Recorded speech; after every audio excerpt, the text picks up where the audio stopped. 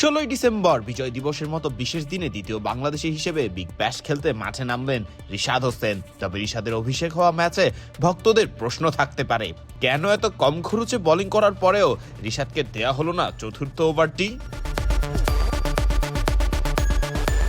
শুরুতেই টস জিতে বোলিং করার সিদ্ধান্ত নেয় রিশাদের দল হোবার্ট হারিকেন্স। সিডনি থান্ডার্সকে ঝড়ো শুরু এনে দেয় স্যাম কনস্টাস ও ম্যাথিউ গিলস। তবে বিলি স্টানলেক ও নাথান এলিসের দুর্দান্ত বোলিংয়ে দলীয় 74 রানে 4 উইকেট হারায় সিডনি থান্ডার্স। রিশাদ নিজের প্রথম ওভারে খরচ করেন মাত্র 6 রান। দ্বিতীয় ওভারে আরো কিপটে হয়ে যায় রিশাদ, খরচ করেন মাত্র 4 রান। নিজের তৃতীয় ওভারে একটি বাউন্ডারির মাধ্যমে 4 রান সহ রিশাদ দেন মোট 8 রান। ফলে রিশাদের বোলিং ফিগার দাঁড়ায় 3 ওভারে কোনো উইকেট না পেয়ে খরচ করতে হয়েছে মাত্র 18 রান। ইকোনমি ছিল 6.00।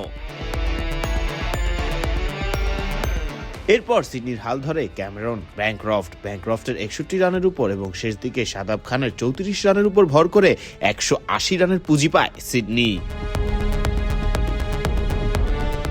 181 রানের লক্ষ্যে নামা হোবার্ট হারিকেন্স বেশ হেসে খেলেই পৌঁছে যায় লক্ষ্যে। মিচেল ওয়েন, নিখিল চৌধুরী এবং টিম ডেভিডদের ব্যাটের উপর ভর করে ম্যাচ নিজেদের করে নেয় রিশাদের দল হোবার্ট হারিকেন্স। ফলে ব্যাটিং করারও সুযোগ পায়নি রিশাদ হোসেন।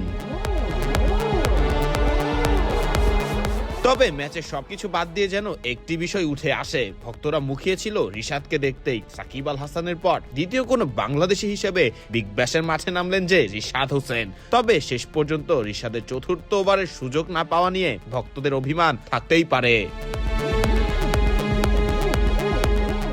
ফরদিন রহমান সকাল, বিডি ক্রিক টাইম।